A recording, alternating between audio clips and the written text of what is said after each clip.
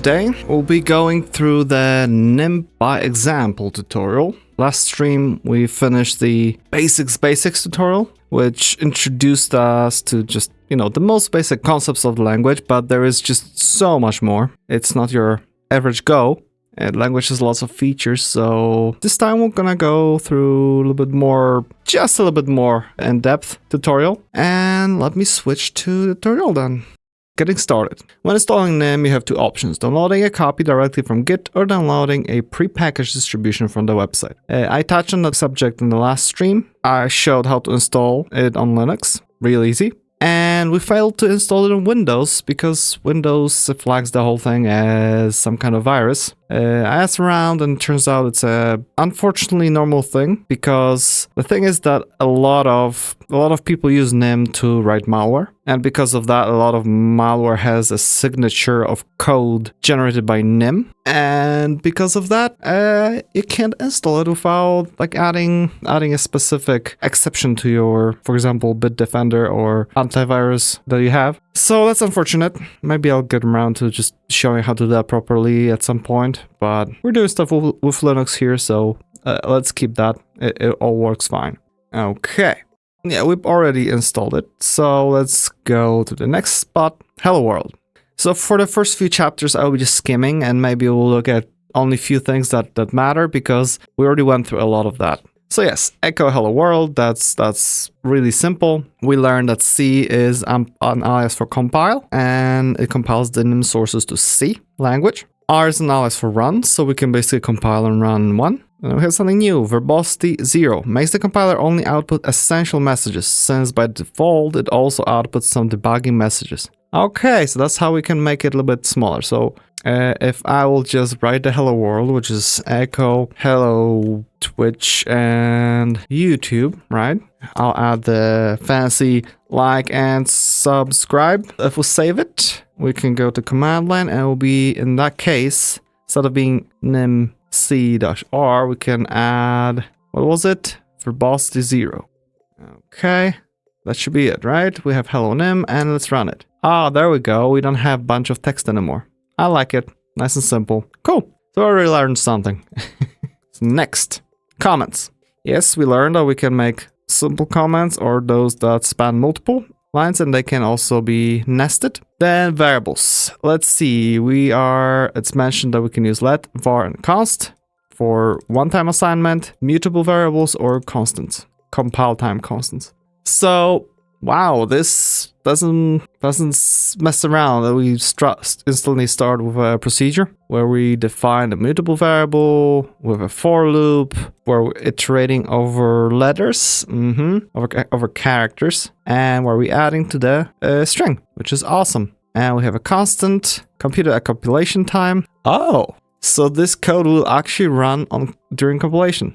Okay, that wasn't mentioned in the previous tutorial, so that's awesome. If we have something that doesn't do anything crazy, I guess it's gonna work. Very awesome. Mutable variables, yes, a string, just integer 0, and this will be initialized to 0. Okay, because that's the default value for integers. We have mutable variables, yep, and this will be compile time error because it must be initialized at creation. Yes, and finally, A is mutable, right? Yes, mutable, so we can add it, we can increase by 1, and see here. Compile time error. Alphabet is ABC compile time. Yes, because alphabet is a constant, we can't reassign it. And compile time error, D and E are immutable. Exactly, we can't change them because we can set them only once. Okay, without verbosity 2, only the error will be shown without the position cursor. Oh, that sucks. So let's grab that code and see it in action.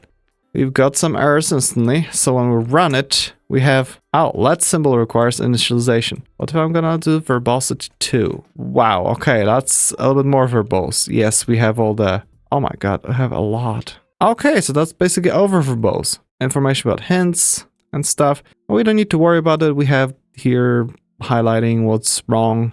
Let's trust that for now, at least to the point that it's fine.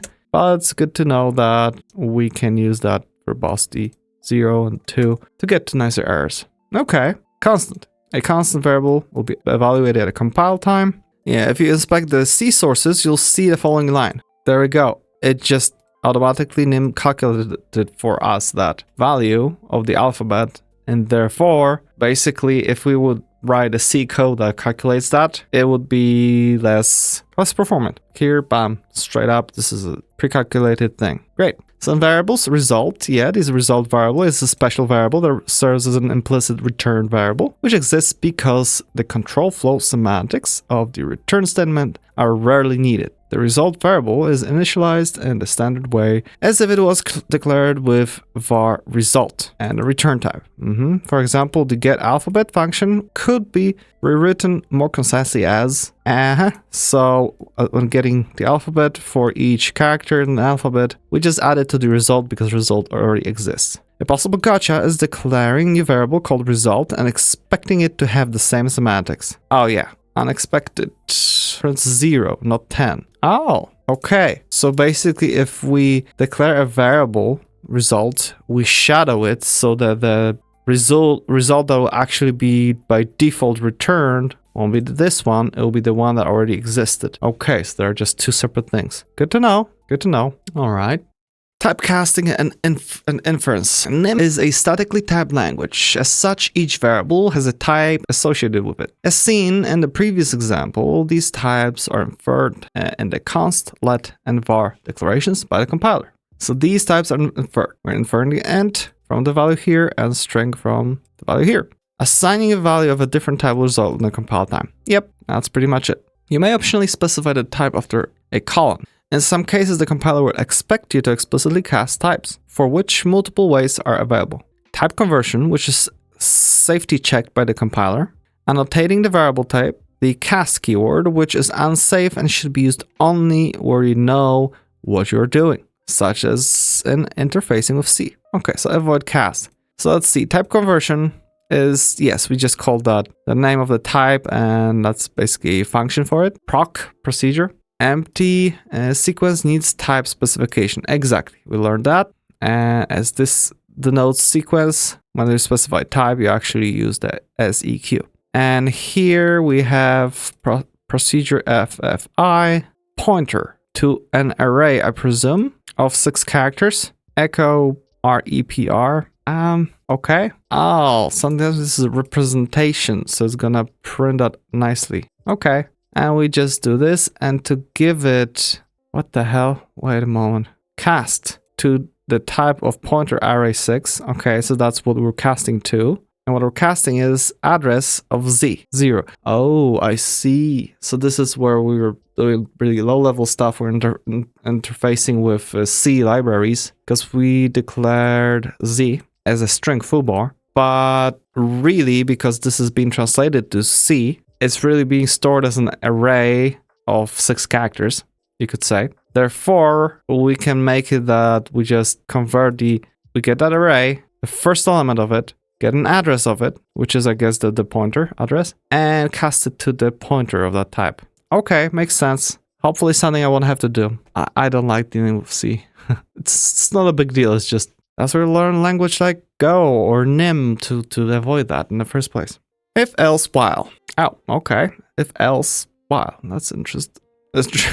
Interesting combination. Nim has many different control flow constructs, including the standard ifs, elses, and whiles. However, Nim does not use an else-if construct like many languages. It uses a more condensed elif. When inside the loop, continue can be used to skip the rest of the loop body and begin the next iteration. Break can be used to immediately leave the loop body. Along with its other uses, the block statement can be used to create a label so that it's possible to break out of nested loops. Oh, let's look at that because this is the thing that we haven't learned about. So we just import stuff. We do some randomized stuff. Answer is random 10.